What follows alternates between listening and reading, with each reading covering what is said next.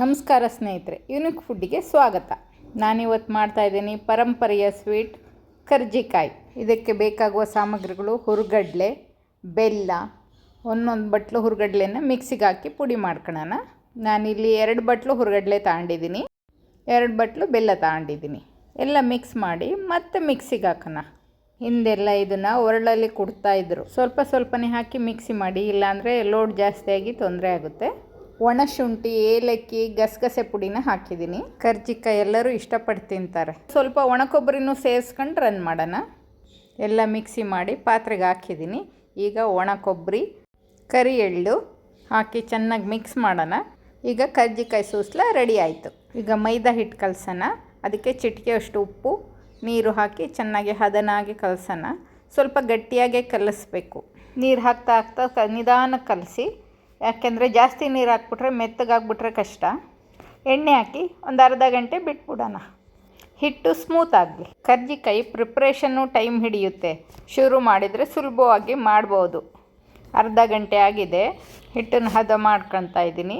ಹಿಂದೆ ಮನೆ ತುಂಬ ಜನ ಇರ್ತಿದ್ರು, ಎಲ್ಲರೂ ಸೇರಿ ಮಾಡ್ತಾಯಿದ್ರು ಇದನ್ನು. ಈಗ ನಾವು ಸ್ವಲ್ಪ ಮಾಡೋದನ್ನ ಕಲ್ತಿದ್ದೀವಿ. ಈ ಥರ ಚಿಕ್ಕ ಬಿಲ್ಲೆಗಳು ತಗೊಂಡು ಅಕ್ಕಿ ಹಿಟ್ಟು ಹಾಕಿ ಉದ್ದಬೇಕು. ಚಿಕ್ಕದಾಗೂ ಮಾಡ್ಬೋದು. ನಾನು ಸ್ವಲ್ಪ ಉದ್ದುದ್ದಾಗಿ ಮಾಡ್ತಾಯಿದ್ದೀನಿ. ಇಷ್ಟಾಗಲ ಉದ್ದಿದ್ರೆ ಸಾಕು. ಈ ಥರ ಒಂದು 10 ಉದ್ದಿಟ್ಕೊಂಡು ಕರ್ಜಿಕಾಯಿನ ಫಿಲ್ ಮಾಡೋಣ.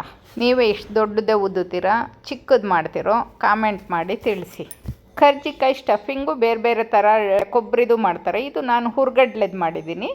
ಗೌರಿ ಹಬ್ಬಕ್ಕಂತೂ ಸಾಮಾನ್ಯ ಮಾಡೇ ಮಾಡ್ತಾರೆ. ಗಣೇಶನ ನೈವೇದ್ಯಕ್ಕೆ ಬೇಕಲ್ವ. ನಾನು ಹೊಸದಾಗಿ ಯೂಟ್ಯೂಬ್ ಚಾನಲ್ ಮಾಡಿದ್ದೀನಿ, ಹಾಗಾಗಿ ಹೇಳೋದು ಎಲ್ಲ ಸ್ವಲ್ಪ ಮಿಸ್ಟೇಕ್ ಆಗ್ತದೆ. ಈಗ ಕರ್ಜಿಕಾಯಿ ಫಿಲ್ ಮಾಡೋಣ. ನೋಡಿ, ಈ ಥರ ಎಲೆಗೆ ಒಂದು ಬಟ್ಲಲ್ಲಿ ಮೈದಾ ಹಿಟ್ಟು ನೀರು ಕಲಸಿಟ್ಕೊಂಡಿದ್ದೀನಿ. ಅದನ್ನು ಎಲೆಗೆ ಎಡ್ಜಿಗೆ ಹಚ್ಚೋಣ. ಸ್ಪೂನಲ್ಲಿ ಮಧ್ಯಕ್ಕೆ ಹೂರಣನ ಫಿಲ್ ಮಾಡೋಣ. ಮೋಲ್ಡಲ್ಲೂ ಮಾಡ್ಬೋದು, ಆದರೆ ನನಗಿದೆ ಅಭ್ಯಾಸ ಇರೋದ್ರಿಂದ ಇದೇ ಥರ ಫಿಲ್ ಮಾಡ್ತಾಯಿದ್ದೀನಿ. ಈ ಥರ ಮಾಡಿ ಸೈಡು ಚೆನ್ನಾಗಿ ನೀಟಾಗಿ ಒತ್ತಬೇಕು. ಇಲ್ಲಾಂದರೆ ಓಪನ್ ಆಗಿಬಿಟ್ಟು ಎಣ್ಣೆ ಎಲ್ಲ ಇದಾಗ್ಬಿಡುತ್ತೆ. ಆಮೇಲೆ ಬೇಕಾದ್ರೆ ಲಾಸ್ಟಿಗೆ ಈ ಥರ ಕಟ್ಟರಲ್ಲಿ ಕಟ್ ಮಾಡಿದರೆ ಓಪನ್ ಆಗಲ್ಲ. ಇನ್ನೊಂದು ಫಿಲ್ ಮಾಡ್ತಾಯಿದ್ದೀನಿ ನೋಡಿ. ಅದೇ ಥರ ಫಿಲ್ ಮಾಡೋದು ಈಸಿ. ಶುರುವಿನಲ್ಲಿ ರಿಸ್ಕ್ ಅನಿಸುತ್ತೆ, ಆಮೇಲೆ ಈಸಿಯಾಗಿ ಫೋಲ್ಡ್ ಮಾಡಿ ಕರೆದ್ರಾಯ್ತು. ಎಣ್ಣೆ ಕಾಯಕ್ಕಿಟ್ಟಿದ್ದೀನಿ. ಈಗ ಕರಿಯೋಣ.